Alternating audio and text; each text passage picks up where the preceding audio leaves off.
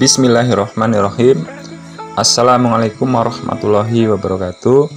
Selamat datang kembali di channel saya, Dwi Hasto Prasojo. Pada video kali ini saya akan membahas soal pedagogik P3K part 1. Pada video sebelumnya sudah saya bahas tentang kisi-kisi soal P3K tahun 2021 dan pembahasan soal tes bakat skolastik, khususnya soal penalaran. Bagi Bapak Ibu yang belum sempat menonton, sudah saya sediakan linknya pada deskripsi video ini. Sebelumnya, saya mengharapkan like, komennya Bapak Ibu ya, untuk penyempurnaan video-video saya selanjutnya. Kemudian kalau video ini bermanfaat, silahkan share sebanyak-banyaknya ke media sosial Bapak Ibu. Dan jangan lupa subscribe untuk mendapatkan update video terbaru dari saya. Baik, kita mulai pembahasannya. Untuk pembahasan kali ini, saya akan memberikan 25 soal dan saya bahas satu persatu. Nomor 1, pernyataan berikut yang menjelaskan makna istilah kognitif adalah. Nah, saya jelaskan langsung artinya. Arti kognitif adalah semua aktivitas mental yang berhubungan dengan persepsi, pikiran, ingatan, dan pengolahan informasi yang memungkinkan seseorang memperoleh pengetahuan, pemecahan masalah, dan merencanakan masa depan. Di sini yang saya pertebal ada kata pengolahan informasi dan memecahkan masalah. Nah, di sini sudah ketemu jawabannya Bapak Ibu ya. Jadi kalau kognitif itu ada kata kunci adalah pengolahan informasi atau proses belajar dan memecahkan masalah atau mendapat pengetahuan. Jadi jawaban yang tepat adalah yang B ya, yaitu kemampuan untuk memecahkan masalah. Oke, lanjut nomor 2. Perkembangan kognitif merupakan salah satu aspek yang sangat penting dalam perkembangan peserta didik. Faktor utama yang mempengaruhi perkembangan kognitif anak adalah, pembahasannya adalah perkembangan kognitif yang terjadi pada manusia sepanjang hidupnya dipengaruhi oleh beberapa faktor, antara lain faktor keturunan, lingkungan, kematangan, pembentukan minat dan bakat, serta faktor kebebasan. Ada ketemu jawabannya Bapak Ibu? Yang D ya, yaitu pengasuhan dan lingkungan. Di sini ada faktor lingkungan, ada keturunan, ya, kematangan ya. Jadi yang tepat adalah yang D, pengasuhan dan lingkungan. Lanjut nomor 3. Kemampuan berpikir untuk mengoperasikan kaidah-kaidah logika tapi masih terkait dengan objek-objek bersifat konkret merupakan ciri-ciri kemampuan anak berusia. Nah, jawabannya adalah 7 sampai 11 atau 12 tahun. Perhatikan di sini soalnya Bapak Ibu. Ada kata kuncinya adalah menggunakan atau mengoperasikan kaidah-kaidah, aturan-aturan yang logis terkait dengan benda-benda atau objek-objek yang konkret. Nah, saya bahas tahap-tahapannya Bapak Ibu. Ada 4 tahap perkembangan anak. Yang pertama ada tahap sensori motor, yaitu umur 0 sampai 2 tahun. Cirinya adalah pada tindakan yang dilakukan langkah demi langkah. Jadi pada tahap ini tuh anak sedang belajar untuk menerima rangsang. Terus tahap yang kedua ada praoperasional, umur 2 sampai 7 atau 8 tahun. Terbagi lagi menjadi 2 tahap ya, yaitu praoperasional, yaitu umur 2 sampai 4 tahun, di mana anak telah mampu menggunakan bahasa yang masih sangat sederhana. Sedangkan umur 4 sampai 7 atau 8 tahun itu disebut dengan tahap intuitif. Anak telah dapat memperoleh pengetahuan berdasarkan kesan yang agak abstrak. Terus tahap yang ketiga yaitu tahap operasional konkret. 7 atau 8 sampai 11 atau 12 tahun. Cirinya adalah anak sudah mulai menggunakan aturan-aturan yang jelas dan logis. Anak telah memiliki kecakapan berpikir logis, akan tetapi hanya dengan benda-benda yang bersifat konkret. Nah, udah ketemu jawabannya Bapak Ibu? Yaitu masuk, soalnya itu masuk ke tahap yang ketiga ini, yaitu operasional konkret umur 7 atau 8 sampai 11 atau 12 tahun. Tadi kata kuncinya adalah menggunakan kaidah-kaidah, menggunakan aturan-aturan yang logis, yang jelas dan logis. Kemudian terkait dengan objek-objek yang konkret atau nyata. Terus tahap yang keempat ada tahap operasional formal umur 11 atau 12 sampai 18 tahun. Cirinya adalah anak sudah mampu berpikir abstrak dan logis dengan menggunakan pola berpikir kemungkinan. Berarti kalau pada tahap keempat ini anak sudah bisa menduga, kemudian merumuskan dan lain sebagainya. Nah, seperti itu pembahasannya Bapak Ibu. Kita lanjutkan nomor 4. Kemampuan peserta didik untuk membina hubungan dan kemampuan memotivasi diri, termasuk kecerdasan. Jawabannya adalah emosional ya. Perhatikan soalnya di sini ada untuk membina hubungan dan kemampuan memotivasi diri sendiri. Ya, jadi pembahasannya seperti ini Bapak Ibu. Yang pertama ada kemampuan kognitif. Ya, itu artinya adalah konstruksi proses berpikir, termasuk mengingat, pemecahan masalah, dan pengambilan keputusan sejak kecil menuju remaja hingga dewasa. Nah, di sini ada proses berpikir atau pengelolaan informasi, kemudian pemecahan masalah dan pengambilan keputusan, ya, itu kata-kata kunci dari kognitif. Kemudian yang kedua adalah kecerdasan sosial, mencakup sikap empati, prososial, kesadaran diri, pemahaman situasi sosial, dan etika sosial. Keterampilan pemecahan masalah, komunikasi efektif, mendengarkan efektif, serta mampu memimpin kelompok. Jadi kalau kecerdasan sosial itu terkait dengan lingkungan, ya, lingkungan sekitar. Yang ketiga ada kecerdasan emosional, adalah kemampuan siswa untuk mengenali emosi diri, mengelola emosi diri, memotivasi diri sendiri, mengenali emosi orang lain atau empati, dan kemampuan untuk membina hubungan atau kerjasama dengan orang lain. Nah, udah ketemu kata jawabannya Bapak Ibu ya. Berarti ini masuk ke kecerdasan emosional ya. Yaitu tadi pertanyaan adalah kemampuan untuk memotivasi diri sendiri dan kemampuan untuk membina hubungan atau kerjasama dengan orang lain. Kalau kecerdasan emosional itu terkait dengan pengendalian emosi diri ya. Terus yang keempat ada kecerdasan moral, merupakan kemampuan dasar seseorang dalam bertindak sesuai dengan etika yang berlaku, mampu membedakan perbuatan yang baik dan tidak baik. Nah, kalau ini berarti terkait dengan etika,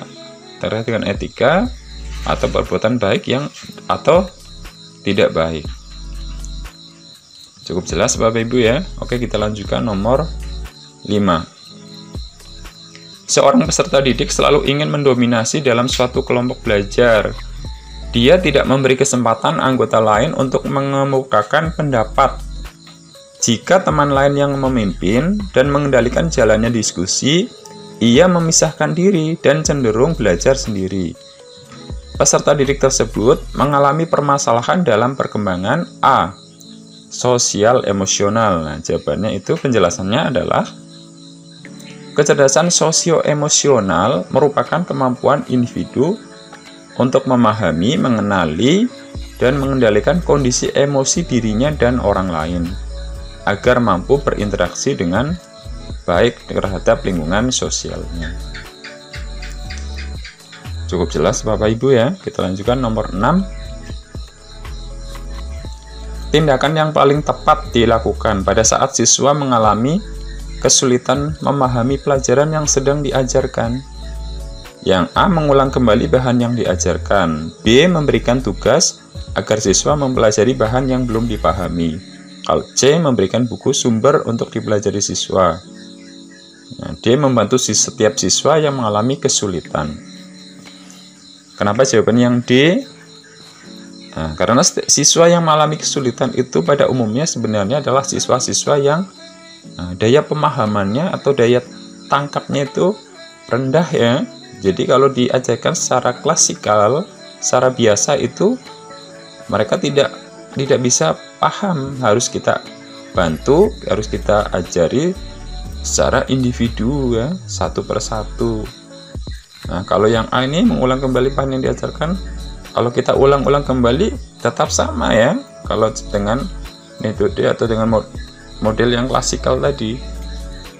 Kalau B memberikan tugas, nah kalau ini aja tidak paham, kalau diberi tugas berarti ya lebih tidak paham, malah tambah stres. Kalau yang C memberikan buku sumber untuk dipelajari siswa, tidak mungkin bisa karena tanpa dipandu, tanpa dibantu oleh guru, siswa itu tidak dapat memahami pelajaran, apalagi kalau belajar sendiri. Jadi yang D ya, yaitu membantu setiap siswa yang mengalami kesulitan.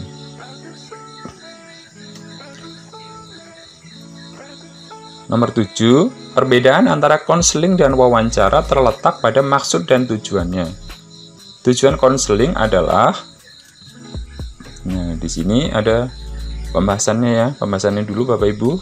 Konseling merupakan suatu proses bantuan secara profesional antara konselor dan klien yang bertujuan untuk membantu individu atau klien dalam memecahkan masalahnya agar individu dapat menyesuaikan diri dengan lingkungannya sesuai potensi atau kemampuan yang ada pada dirinya. Sedangkan tujuan wawancara adalah untuk mendapatkan informasi di mana sang pewawancara melontarkan pertanyaan-pertanyaan untuk dijawab oleh orang yang diwawancarai. Nah, kalau ini jawabannya yang tepat adalah C. Kenapa bukan A dan B? Kalau A dan B ini memang ya sesuai dengan pengertian konseling ya. Tapi kalau di sekolah ya, di dunia pendidikan kita, permasalahan yang esensi adalah masalah belajar ya. Jadi siswa yang mengalami kesulitan belajar itu pada umumnya memiliki masalah pribadi atau masalah dengan keluarga. Jadi muaranya atau tujuan akhirnya adalah untuk kesulitan belajar itu sendiri. Cukup jelas ya Bapak Ibu. Kita lanjutkan nomor 8. Cara yang paling cepat dan akurat yang digunakan untuk mengidentifikasi kesulitan belajar peserta didik yang bersumber dari faktor sosial adalah, jawabannya adalah sosiometri. Apa itu sosiometri? Merupakan salah satu cara yang dapat digunakan untuk mengetahui hubungan yang ada di antara anggota dalam suatu kelompok dan permasalahan yang lainnya, termasuk ya pemilihan bintang kelas, teman-teman belajar kelompoknya seperti apa, mengetahui struktur sosial kelas. Jadi ini adalah sosiometri ya, cara yang digunakan untuk mengetahui hubungan-hubungan yang ada dalam suatu kelompok. Nomor 9, bila Anda sebagai guru menemukan peserta didik mengalami kesulitan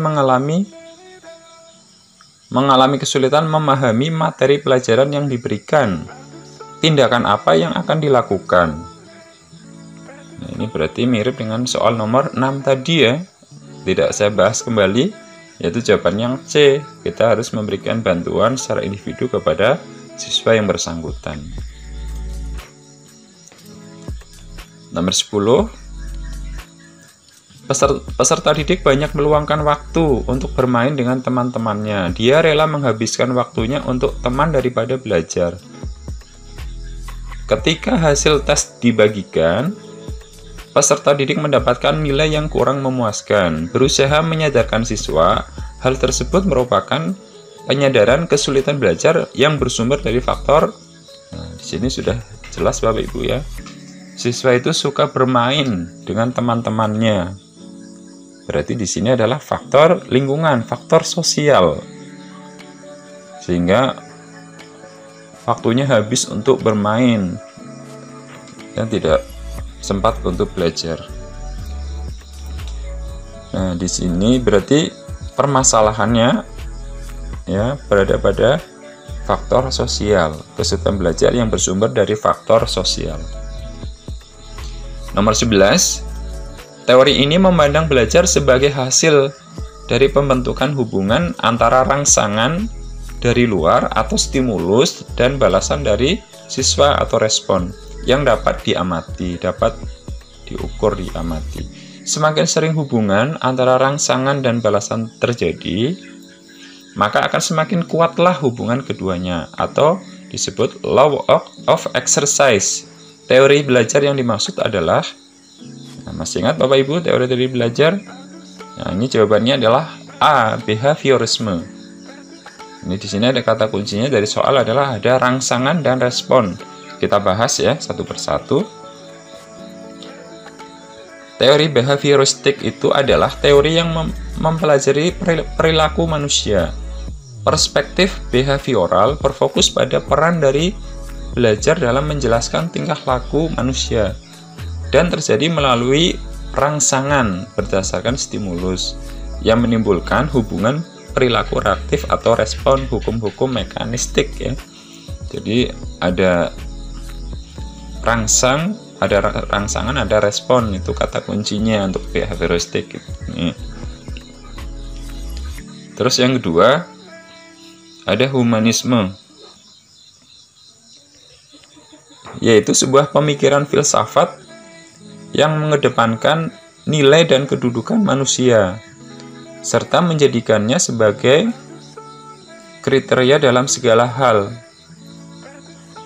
Menurut teori sibernetik, belajar adalah pengolahan informasi. Seolah-olah teori ini mempunyai kesamaan dengan teori kognitif, yaitu mementingkan proses belajar daripada hasil.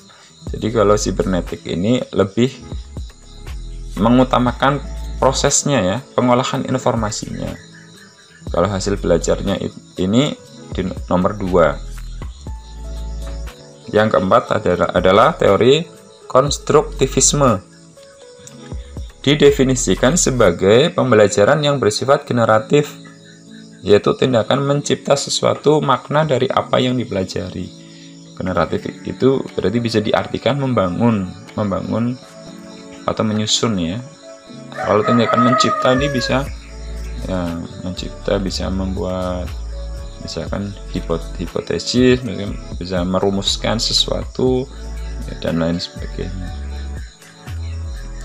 Nomor 12, di dalam proses pembelajaran, para siswa dihadapkan dengan situasi di mana ia bebas untuk mengumpulkan data, membuat dugaan atau hipotesis, mencoba-coba, mencari dan menemukan keteraturan atau pola, menggeneralisasi atau menyusun rumus beserta bentuk umum, membuktikan benar tidaknya dugaan itu.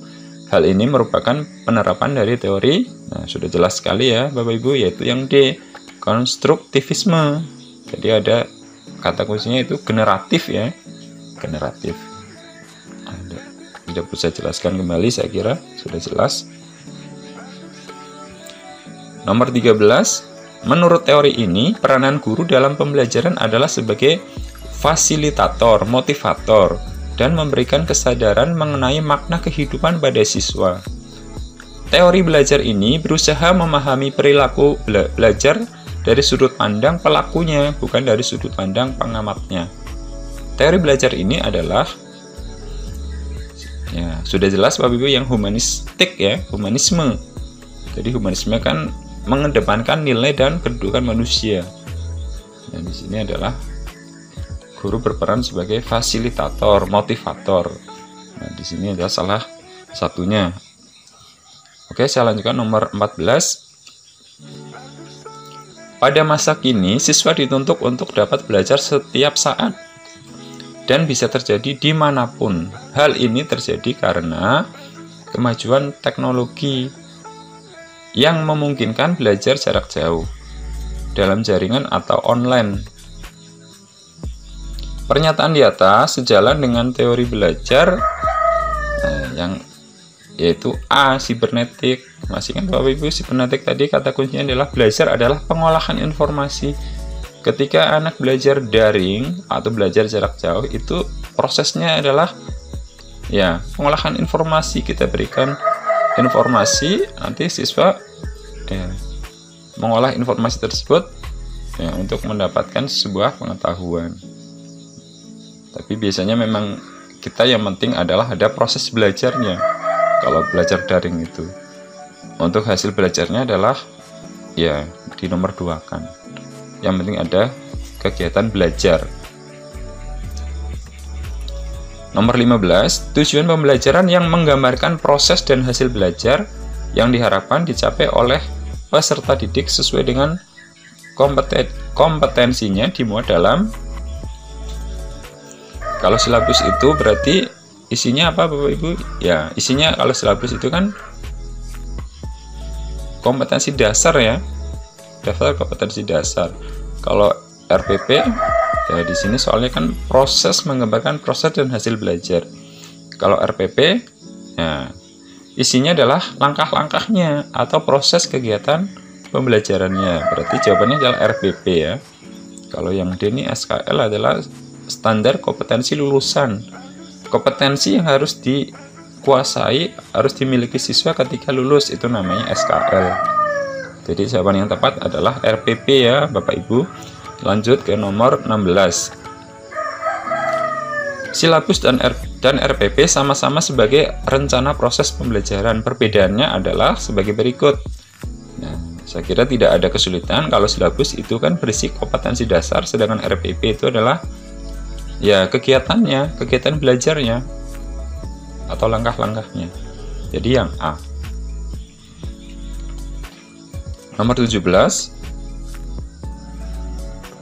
Salah satu prinsip dalam penyusunan rencana pelaksanaan pembelajaran atau RPP adalah, untuk prinsip-prinsipnya sendiri ada beberapa ya harus kita pahami. Di sini jawaban yang betul adalah yang B, yaitu pembelajaran harus dirancang dengan berpusat pada peserta didik.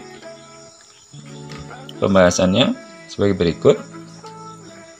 Ada 10 prinsip penyusunan RPP. Yang pertama adalah setiap RPP harus secara utuh memuat kompetensi dasar, sikap, spiritual, sosial, pengetahuan, dan keterampilan. Harus ada semuanya. Yang kedua, satu RPP dapat dilaksanakan dalam 1 kali pertemuan atau lebih. Terus, memperhatikan perbedaan individu peserta didik. Berpusat pada peserta didik. Nah, itu jawaban tadi ya, berpusat pada peserta didik. Berbasis konteks. Kemudian berorientasi kekinian. Harus selalu update ya. Mengembangkan kemandirian belajar. Memberikan umpan balik dan tindak lanjut pembelajaran. Memiliki keterkaitan antara keterpaduan antar kompetensi dan atau antar muatan. Memanfaatkan teknologi informasi dan komunikasi. RPP disusun dengan mempertimbangkan penerapan teknologi informasi. Demikian prinsip-prinsipnya Bapak Ibu ada 10.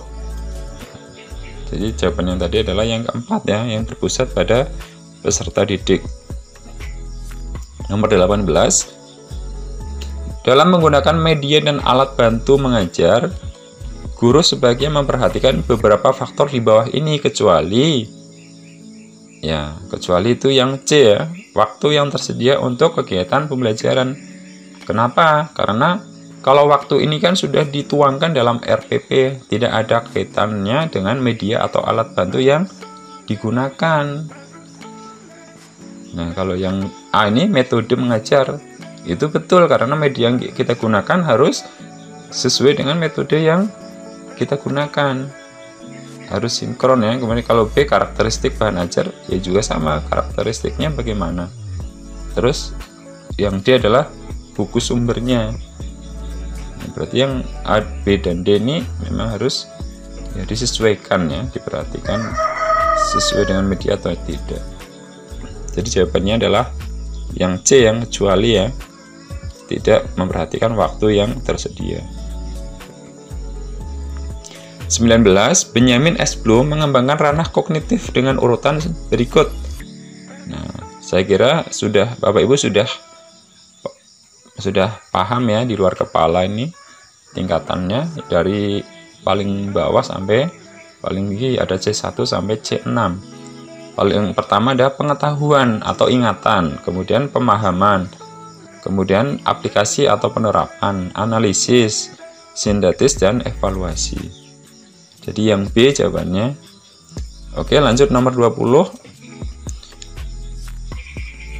Model pembelajaran yang mempunyai keunggulan antara lain berpikir dan bertindak kreatif, memecahkan masalah yang dihadapi secara realistis, merangsang perkembangan kemajuan berpikir siswa. Untuk menyelesaikan masalah yang dihadapi dengan tepat adalah, kalau A ini role playing, itu artinya adalah bermain peran ya, bermain peran. Kemudian inquiry ini penemuan ya, metode penemuan. Kemudian C ini jawabannya adalah problem solving. Problem solving ini adalah ya pembelajaran, ada pemecahan masalah ini, pemecahan masalah. Kemudian picture and picture ini adalah menyusun beberapa gambar untuk menemukan sebuah konsep. Jadi kurang lebih gambarannya seperti itu. Jadi jawabannya kalau untuk memecahkan masalah adalah problem solving yang tepat. 21. Kegiatan refleksi merupakan kegiatan terakhir dari pelaksanaan pembelajaran. Pada kegiatan inilah guru akan dapat mengetahui berhasil tidaknya rencana pelaksanaan pembelajaran. Kegiatan refleksi dilakukan dengan memperhatikan beberapa prinsip, diantaranya adalah, di sini yang betul adalah D, Bapak Ibu, yaitu penilaian dilaksanakan sejak awal pembelajaran sampai akhir pembelajaran, atau disebut dengan prinsip komprehensif ya. Baik, saya bahas saja untuk prinsip-prinsipnya. Ada 6 ya, prinsip refleksi pembelajaran. Yang pertama adalah berkelanjutan, yaitu pembelajaran dilaksanakan secara terus-menerus dan berkesinambungan. Kemudian komprehensif, dilaksanakan untuk seluruh dimensi pembelajaran, baik perencanaan, pelaksanaan maupun hasil pembelajaran. Kemudian terintegrasi, jujur, sistematis, dan kontekstual.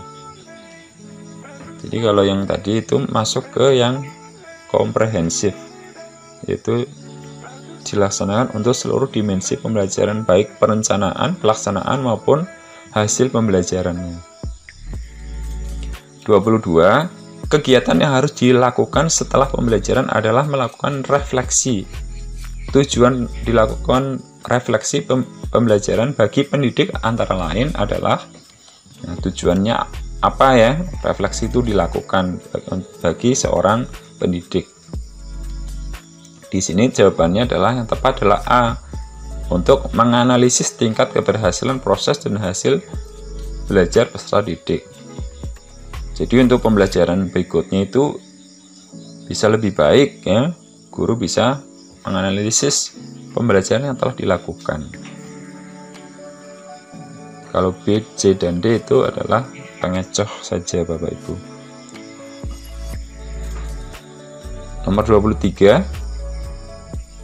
Media pembelajaran yang cocok untuk menjelaskan materi tentang Ken Arok dan Kendides adalah A. Sejarah tokoh masyarakat Jawa, B. Sumber buku paket, C. Gambar peta dan globe, D. Video kisah Ken Arok dan Kendides, E. Gambar candi. Nah, di sini yang ditanyakan adalah media. Saya bahas dulu antara media dan sumber belajar. Itu bedanya adalah, kalau media itu adalah suatu media atau alat yang digunakan untuk mempermudah dalam proses pemberian informasi, sedangkan sumber belajar adalah ya sesuatu yang digunakan untuk mendapatkan materi atau data. Jadi beda ya, kalau media itu adalah alat yang untuk membantu mempermudah dalam proses pemberian informasi, sedangkan sumber itu adalah sesuatu yang digunakan untuk mendapatkan materi atau data. Sekarang yang A itu sejarah tokoh masyarakat Jawa itu bukan media ya, itu sumbernya. Kalau B buku paket, yaitu pasti sumber. Kalau yang C ini gambar peta dan globe, media, tapi kurang spesifik ke Singosarinya. Kalau yang D video kisahkan Arok dan Gedides, nah ini yang paling tepat, yaitu medianya yang tepat. Kenapa? Karena di video ini merupakan kan alat bantunya, kemudian materi atau datanya ada di dalamnya ya, tentang kisah Ken Arok dan Gedides. Kemudian yang E gambar candi, ini juga media tapi kurang spesifik ya. Jadi jawaban yang tepat adalah yang video. 24. Menggambarkan sejauh mana seorang peserta didik telah menguasai suatu kompetensi, merupakan tujuan, prinsip, fungsi, atau hasil penilaian. Ini yang cocok adalah fungsi penilaian. Jangan sampai salah Bapak Ibu ya, saya bahas masing-masingnya biar jelas ya, dari tujuan, prinsip, dan fungsi. Yang pertama dulu adalah fungsi penilaian ya. Nah tadi ini, berarti poin yang pertama ini yang di soalnya, menggambarkan sejauh mana seorang peserta didik telah menguasai suatu kompetensi. 2. Mengevaluasi hasil belajar peserta didik. 3. Menemukan kesulitan belajar dan kemungkinan prestasi yang bisa dikembangkan. 4. Sebagai kontrol bagi guru, bagi pendidik dan satuan pendidikan tentang kemajuan perkembangan peserta didik. Jadi fungsinya ada 4 ini. Menggambarkan sejauh mana siswa telah menguasai kompetensi, mengevaluasi hasil belajar, menemukan kesulitan belajar, kemudian sebagai kontrol bagi pendidik dan satuan pendidikan. Kemudian untuk tujuan penilaian ada 4 juga. Yang pertama, mengetahui tingkat penguasaan kompetensi dalam sikap pengetahuan dan keterampilan. Terus menetapkan ketuntasan penguasaan kompetensi belajar. Terus nomor 3, menetapkan program perbaikan atau pengayaan. Terus 4, memperbaiki proses pembelajaran pada pertemuan semester berikutnya. Nah ini untuk tujuannya harus dibedakan. Kemudian untuk prinsip-prinsip penilaian itu ada 9, yaitu sahih, objektif, adil, terpadu, terbuka, holistik dan berkesinambungan, sistematis, akuntabel, dan edukatif. Berarti harus membedakan Bapak Ibu ya antara fungsi, tujuan, atau prinsip penilaian. Soal terakhir nomor 25. Peran guru dalam PTK, penelitian tindakan kelas, adalah sebagai. Nah, kalau guru ini melakukan PTK berarti perannya ada 2 ya, sebagai peneliti, guru yang melakukan penelitian, dan juga perannya sebagai guru itu sendiri. Jadi mengajar juga, peneliti juga ya. Berarti yang C ya, jawaban yang tepat. Jadi demikian pembahasan soal-soal pedagogik part 1.